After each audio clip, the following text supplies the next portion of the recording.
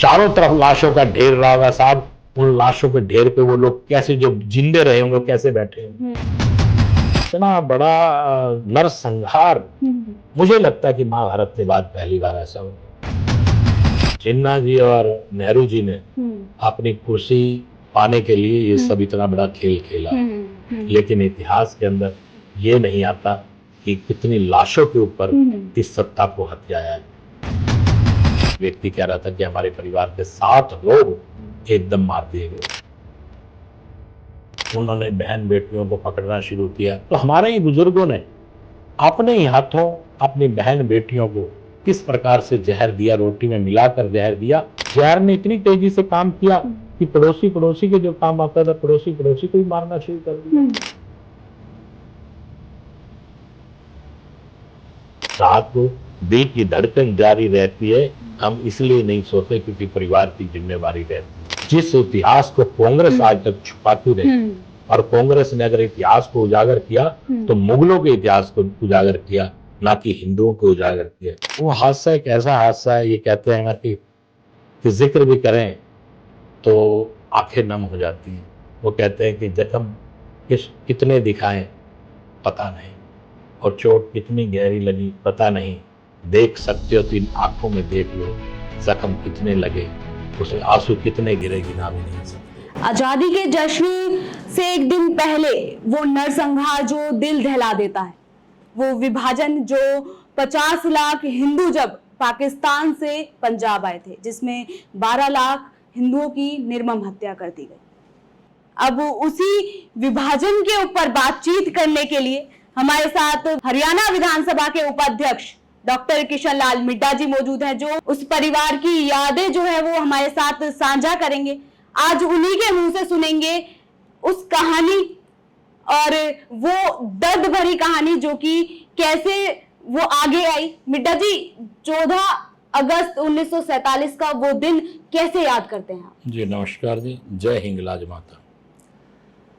देखिए, मैं आपसे जिक्र करूं क्योंकि हम लोगों ने बात सुनी अपने दादाजी से, अपने पिताजी से, जो जख्म थे उनके बारे में हमने सुना, और जैसा कि वो बताते थे कि किस प्रकार से खुशियाँ थी कि देश को आज़ादी मिली। जो हमारे पूर्वज थे उनके मन में कोई ऐसी बात नहीं थी कि विभाजन के दौरान वो यहाँ आएंगे, जबकि विभाजन धर्म के नाम पर हुआ था कि बंटवारा धर्म के नाम पे होगा। जो लोग पाकिस्तान में रहना चाहते हैं वो पाकिस्तान रहें, और जो भारत जाना चाहते हैं वो भारत रह सकते हैं। लेकिन 2-3 दिन पहले ही कुछ ऐसा हादसा, कुछ ऐसी मूवमेंट्स, कुछ ऐसे षड्यंत्र रचे गए, जिसके बारे में लोगों को तब पता लगा जब अनाउंसमेंट होने लगी कि जिस व्यक्ति जो हिंदू धर्म से है, अगर वो ये रहना चाहे तो रह सकता, वरना आप यहाँ से अपना एरिया आज शाम तक इसको खाली कर दें। ट्रेन और आपको ले जाने की व्यवस्थाएं रहेंगी, जो हिंदुस्तान ट्रेन जाएगी आप उससे जा सकते हैं। तो लोगों को समझ नहीं आई कि अचानक ऐसा क्या हुआ, लेकिन हफड़ा तफड़ी में जैसे माहौल बना, उस माहौल के अंदर हम लोग ये कह सकते हैं कि एक दूसरे को कहने वाले लोगों ने ये कहा कि आप अपना रुपया पैसा जिसके पास जो था वो लोग अपना यहीं छुपा दीजिए, 10-20 दिन में, महीने में हालात सुधर जाएंगे तो हम लोग वापिस आ जाएंगे। लेकिन ऐसा नहीं हुआ, क्योंकि जो लोग आए वो लोग वापिस कभी भी नहीं आ पाए। उस मार काट में वहां के लोगों ने जो इन्होंने ये कहा कि आप इस्लाम धर्म को कबूल कीजिए वरना आपको मार दिया जाएगा। बहुत से ऐसे लोग जिन्होंने धर्म को ही अपना सब कुछ माना कि उस मालिक ने इस धर्म में ही पैदा किया और इस धर्म में हम मरेंगे, तो वो लोग वहाँ से हिंदुस्तान की तरफ कूच कर गए, भारत की तरफ कूच कर गए। लेकिन वहाँ पर जो इस्लाम धर्म के लोग थे, जो अन्य शरारती तत्व थे, उन्होंने बहन बेटियों को पकड़ना शुरू किया, उनकी इज्जत लूटने के लिए उनके शरीरों पे हाथ डालना शुरू किया। तो हमारे ही बुजुर्गों ने अपने ही हाथों अपनी बहन बेटियों को किस प्रकार से जहर दिया, रोटी में मिलाकर जहर दिया। यहाँ तक कि जब वो वहाँ से रेलवे स्टेशन तक पहुँचे, तहाँ अपनी ही बेटियों को, अपनी बहनों के हाथ में जहर की पुड़िया दे दी। अगर तुम्हारी कोई असमत लूट ले या लूटने का प्रयास करे, या उस क्योंकि भागदड़ के अंदर कोई बिछड़ जाए, आप किन हालातों में रहेंगे, उन सबको जहर देने का काम किया कि ये जहर है, जब भी कोई ऐसी हालात पैदा हो तो तुम जहर लेकर अपना प्राण त्याग देना। लेकिन अपने शरीर को किसी को सौंपना नहीं। साहब कहने की बात है, कल्पना कर कर देखिए, अगर कुदरती तौर पर भी एक बच्चा माँ बाप के सामने चला जाता है तो कितनी मन को पीड़ा होती है। तो मैं तो उन लोगों के बारे में सोचता हूँ कि जिन लोगों ने अपने हाथों या अपने परिवार के जनों को जहर दिया होगा, क्या मंजर रहा होगा, उसके बाद कैसे तैसे करके वो रेलवे स्टेशनों पर पहुंचे होंगे, साधनों से पहुंचे होंगे, पैदल भी चले होंगे, अपने गठड़ी में ही सामान बांधकर बस गुजारे लेकर चले होंगे। तो आप कल्पना कीजिए, जब ट्रेनों में बैठे तो ट्रेनों में भी मारकाट हुई तलवारों से, क्योंकि जो लोग चले उनके पास कोई ऐसा साधन नहीं, तो उन्हें ये हालात मालूम नहीं थे कि लोग हमको तलवारों से या लकड़ी से या लाठी से भी मार देंगे। वो लोग तो अपनी जान बचाकर वैसे ही भाग रहे थे। उनके ऊपर किस प्रकार से हमले हुए। ट्रेनों में भी आप जानते हैं कि जो ट्रेनों में लोग यहाँ पहुँचे, पूरी ट्रेन में मान लीजिए कि 10,000 या 20,000 लोग भी रहेंगे, मात्र 5-5 हजार लोग बचकर पहुंचे। चारों तरफ लाशों का ढेर रहा होगा साहब, उन लाशों के ढेर पे वो लोग कैसे, जो जिंदे रहे होंगे, कैसे बैठे होंगे। कल्पना करके देखिए, अपने ही लोगों को अपने ही हाथों के आगे मुट्ठी से रेत की तरह फिसलता देखना बड़ा मुश्किल है साहब, बहुत मुश्किल है। सुना है कि आपके दादाजी वेश बदलकर पाकिस्तान से पंजाब आए थे। घटना बेहद फिल्मी लगती है, लेकिन असल में कितनी जोखिम भरी ये रही होगी, आपको बताया होगा तो कितने जो है आंसुओं से भरी ये पूरी घटना। देखिए, हर व्यक्ति वहां से जान बचान कर भागा जिसको अपना धर्म प्यारा था। मेरे दादाजी हलवाई थे, वहां पर हलवाई का काम करते थे, और वो अपने बच्चों को और अपने परिवार को लेकर वहां से चले। जैसा बताते हैं कि हमारे दादाजी की बहन थी वहाँ पर, वो भी उस हादसे का शिकार हुई, और वहाँ से फिर वो लोग जैसे जैसे लोग पहुँचे अपने परिवार को लेकर। मेरे पिताजी उसमें लगभग 4 वर्ष के थे, और हम लोग लुड्डन के रहने वाले थे, और बिहाड़ी वहाँ पर तहसील थी। तो जैसा कि वो बताते थे कि दलताना एक वहाँ का कोई समाज या कुछ ऐसे लोग थे, तो वहाँ की एक सरदारनी थी जो दलताना परिवार से थी। तो उन्होंने भी कहा, जो उस गांव में लुड्डन में रहते थे, उस कस्बे में, तो उन्होंने ये कहा कि उनके पड़ोस में ही हमारा जो मकान था उनके पड़ोस में था। तो कहने लगे कि आप जाएं, कोई भी व्यक्ति अगर आपको परेशान करने की कोशिश करता है तो आप हमारा नाम ले सकते हैं। आप कहिए कि हम दलतानों के परिवार से। गली मोहल्ले वालों का जिसका जैसा प्यार था, सभी लोग उन्हीं का नाम लेके गुजरे। कोई व्यक्ति वहाँ पर पावरफुल था तो उसका भी सहारा लोगों ने लिया। तो वो लोग यहाँ पहुँचे, और मैं ये कहूँगा कि वो हादसा एक ऐसा हादसा है, ये कहते हैं ना कि जिक्र भी करें तो आंखें नम हो जाती हैं। वो कहते हैं कि जख्म कितने दिखाएं पता नहीं, और चोट कितनी गहरी लगी पता नहीं। देख सकते हो तो इन आँखों में देख लो, जख्म कितने लगे, उसे आंसू कितने गिरे गिना भी नहीं सकते। अब जब दादा दादी ने ये कहानी आपको बताई होगी तो आपके क्या रिएक्शन थे उस वक्त? उसमें छोटे छोटे थे, हमें लगता था कि ऐसा हुआगा, उस मारकाट का अंदाजा नहीं लगता था कि ठीक ऐसा हुआगा, लेकिन इतनी बड़ी त्रसादी, मैं ये कहता हूँ कि इतना बड़ा नरसंहार मुझे लगता है कि महाभारत के बाद पहली बार ऐसा होगा। युद्ध तो प्रथम युद्ध हुआ, द्वितीय युद्ध हुआ, तब भी इतनी लाशें नहीं हुई, इतने लोग नहीं मरे जितने एक समय के अंदर इतनी लाशें गिरना अपने आप में बहुत बड़ी बात है साहब। मेरा भिवानी में एक कार्यक्रम था, तो एक व्यक्ति कह रहा था कि हमारे परिवार के 7 लोग एकदम मार दिए गए। तो कल्पना करके देखिए कि 7 लोग एक परिवार से जाना, और आंखों के सामने जाना, आप कुछ नहीं कर सकते। ट्रेन में जिन लोगों को मार दिया गया, उनके परिवार के व्यक्ति देख रहे हैं कि डेड बॉडी पड़ी है, उनको कौन छेड़ेगा। वो अपनी जान बचाकर भाग गए।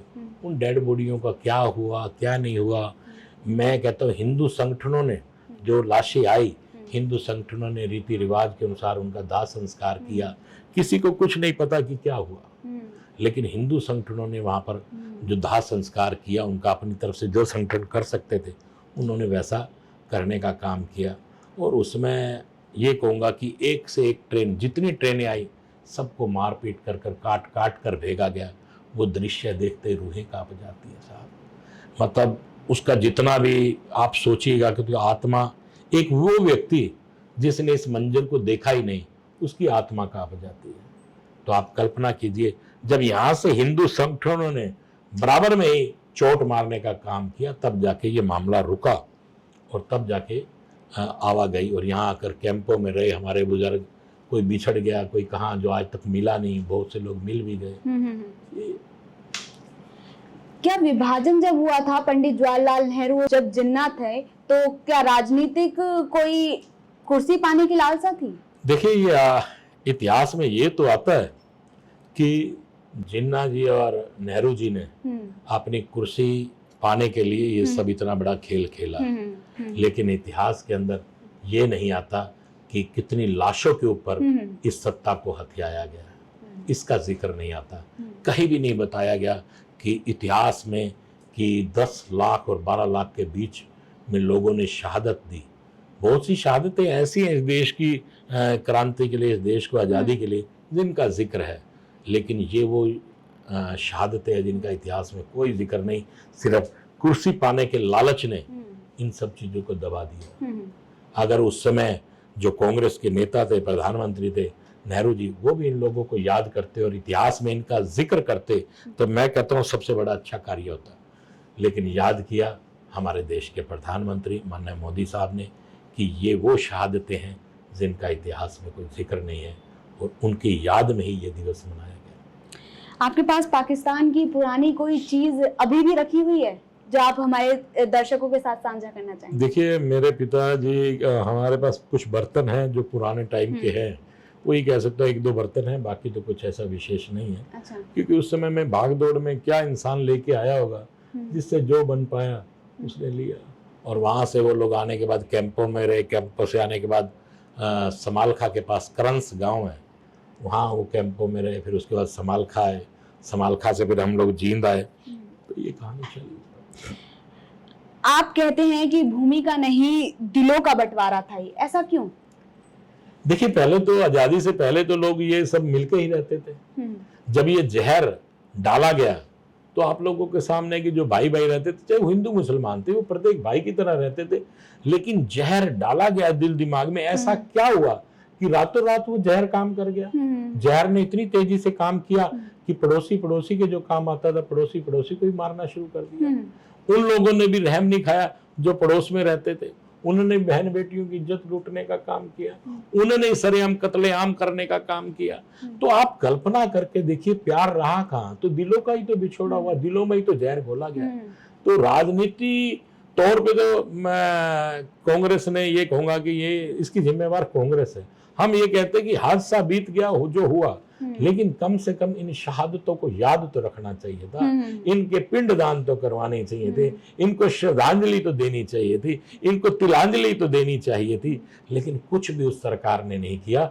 आप हिंदू धर्म में सबसे बड़ी बात मानते हैं कि श्राद्ध, कि आप अपने पूर्वजों को श्राद्ध करें, आप अपने पितरों को जल दें, कम से कम तिलांजलि, श्रद्धांजलि, पुष्पांजलि कुछ तो किया होता।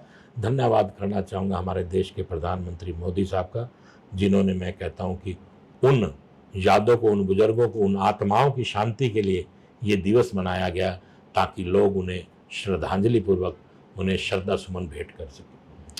क्या आपको लगता है कि विभाजन की कहानी हमारे स्कूल के जो बच्चे हैं छोटे छोटे, उनको भी पढ़ानी चाहिए, ताकि वो भी पता चले कि इतिहास में इतना कुछ भी हुआ था हमारे पूर्वजों के साथ?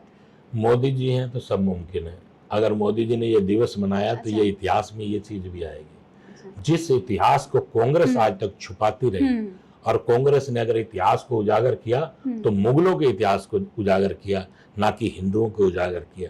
कांग्रेस ने बताया तो अलेक्जेंडर को ग्रेट बताया, पोरस को ग्रेट नहीं बताया। आप क्या मानते हैं कि राजा पोरस ने क्या कम किया? लेकिन अलेक्जेंडर महाराज, सिकंदर महान की उपाधि दी गई, किस लिए? महाराजा पोरस को देनी चाहिए थी।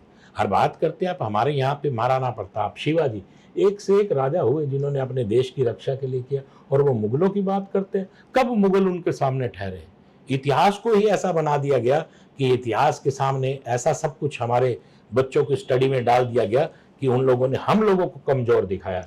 हमारे जो महाराणा प्रताप है, शिवाजी हैं, और बहुत से ऐसे लोग आए, ऐसे राणा जी हुए, ऐसे ऐसे राजा महाराजा है जिनको कमजोर साबित किया, राजस्थान के राजा हुए। तो आप, कांग्रेस ने उन्हीं को बताया। आप आज दिल्ली की हालात देख लीजिए, दिल्ली के अंदर भी रोडे हैं तो सभी मुगलों के नाम से रोडे, क्यों नहीं किसी ऐसे शिवाजी के नाम से हो, और नाम से हो, महाराणा प्रताप के नाम से हो। जिन लोगों ने हमारे हिंदू धर्म की रक्षा के लिए इतनी कुर्बानियां दी, उन लोगों के नाम से होना चाहिए था। चारों तरफ दिल्ली में आज से 10 साल जब से माननीय मोदी साहब आए हैं तो सड़कों के नाम बदलाव होने लग गए। नहीं तो लोग कहते थे कि पाकिस्तान यहीं बसता है दिल्ली के अंदर ही, जिसको देखो फला रोड है, कोई खान की रोड है, कोई उसकी रोड है। किस लिए? हमारे जिन लोगों ने हिंदू धर्म की रक्षा के लिए, जिन्हें हिंदुस्तान के लिए काम किया, जिसने हिंदुस्तान के लिए अपने दुख दर्द को झेला, जिसने हिंदुस्तान के लिए कुर्बानी दी, उनके नामों से सड़कों के नाम और उनके नामों से भवनों का निर्माण होने चाहिए। अगर आप विभाजन की पीढ़ियों की अलग अलग पीढ़ियों का वाक्य करें तो कोई सीख देना चाहोगे आप हमारे दर्शकों को? देखिए, इसमें तो मैं यही कहूंगा कि वो विभाजन हुआ ठीक था, चलिए विभाजन उस समय हो गया, लेकिन इन लाशों के ऊपर विभाजन हुआ ये गलत हुआ। उस समय के राजनीतिक हालात में अंग्रेजों के द्वारा जो भी प्रस्तुत किया गया वो विभाजन तो हुआ, लेकिन इतनी बड़ी लाशों के ढेर के ऊपर उस सत्ता को पाया और फिर उन लोगों की लाशों को, उन शहीदों को याद नहीं किया गया, इससे बड़ा मतलब कि पाप या घृणित कर्म कोई नहीं हो सकता। मैं तो आज की पीढ़ी को यही कहूँगा कि आज अगर आप गौर से देखेंगे तो हिंदुस्तान की किसी भी चीज़ की जिम्मेवार, ऐसे काम की जिम्मेवार है तो वो कांग्रेस है। आप देखिए कि हमारे महान विभूतियों के नामों को छुपाया गया, हमारे इतिहास को छुपाया गया, हमेशा उन्हीं को लोगों को प्रस्तुत किया गया जिन्होंने हमारे देश के ऊपर आतंक पैदा किया, उन्हीं के नामों को महान दिखाया गया। हमारे आदमियों ने जिन्होंने शहादतें दी उनका कहीं जिक्र नहीं आया। कुछ सीखना है तो इजराइल से सीखें। इजराइल के अंदर एक अलग से एक इजराइल ने बना रखा कि एक स्कूल में पढ़ने वाला बच्चा जब वो स्कूल में पढ़ता है तब उसको एक उस लाइब्रेरी में लेकर जाते हैं और बताते हैं कि किस प्रकार से आपके लिए, आपके देश के लिए इन लोगों ने कुर्बानियां देने का काम किया। इजराइल से सीखिए साहब, वहाँ से ये पता लगता है ये जज्बा चारों तरफ स्टेट कह रहा हूँ कि देश घिरा हुआ। इजराइल एक छोटा सा देश है, चारों इस प्रकार से है जैसे जीभ 32 दांतों के बीच में होती है, फिर भी परवाह नहीं करती, क्योंकि देशभक्ति का जो जज्बा है वो बचपन से ही पैदा कर दिया जाता है। कहा जाता है कि इजराइल इस वर्ल्ड में सबसे सर्वश्रेष्ठ है, ना कि इतिहास औरों के बताए जाते हैं। अगर हम भी अपने शहीदों के, जिन्होंने हमारे देश के लिए, देशभक्तों ने कुर्बानियां दी, उनके नामों का जिक्र करें और मुगलों और इनका नाम का जिक्र ना करें, तो आप मान के चलिए कि हिंदुस्तान से श्रेष्ठ इस पूरे ब्रह्मांड में कोई नहीं हो सकता।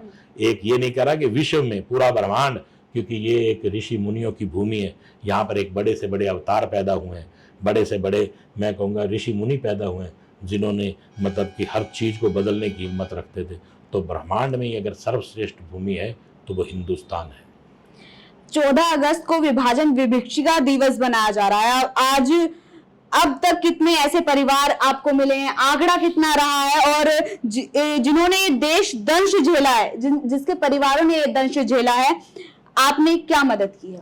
देखिए, भारतीय जनता पार्टी ने एक फैसला लिया जिस दिन से इस देश के प्रधानमंत्री जी ने कहा 2021 से, तब से लेकर आज तक उन परिवारों को जिन्होंने इस दंश को सहा है उन्हें सम्मानित किया है। और आज आप जानते हैं कि वो परिवार जिनका जिक्र हो रहा है, उन परिवारों ने जब वो लुट-पुट कर आए, बर्बाद होकर यहाँ पर आए, कहना आसान होता है साहब, आप जब लुट-पुट कर किसी दूसरे शहर में भी जाते हो तब भी जीना मुश्किल हो जाता है। तो यहाँ तो आप देश ही बदल के आए, एक अलग एरिया में आकर उन परिवारजनों ने, जिनको ये कहा गया कि आप सही मायने में आरक्षण के योग्य आप हैं क्योंकि आप लुट-पुट कर आए हैं, लेकिन उन्होंने आरक्षण लेना उचित नहीं समझा।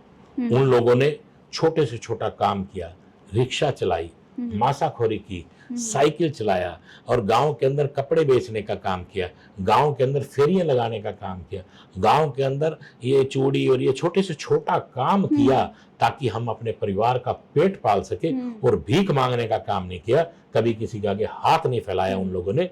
तो आज आप उन कम्युनिटी, उन लोगों को देख सकते हैं, आज वो हर प्रकार से सेट है, एक अच्छा जीवन जी रहे। बहुत कम लोग ऐसे होंगे जो एक अच्छा जीवन नहीं जी रहे, लेकिन वो अच्छा जीवन जी रहे हर क्षेत्र में, चाहे वो शिक्षा का जगत हो, चाहे वो राजनीति जगत हो, चाहे वो व्यापार का जगत हो, हर जगत में वो लोग सबसे आगे, क्योंकि उनको पता है कि, उनको पता था हमारे पूर्वजों को कि हमारी मेहनत, जो उन्होंने मेहनत की, उसके बल पर ही ये लोग कामयाब हुए हैं। वो कहते थे कि ना कि हमारे पूर्वज जो थे, रात को हमारे को नींद नहीं आती क्योंकि हमारे ऊपर जिम्मेवारी रहती है, रात को दिल की धड़कन जारी रहती है, हम इसलिए नहीं सोते क्योंकि परिवार की जिम्मेवारी रहती है।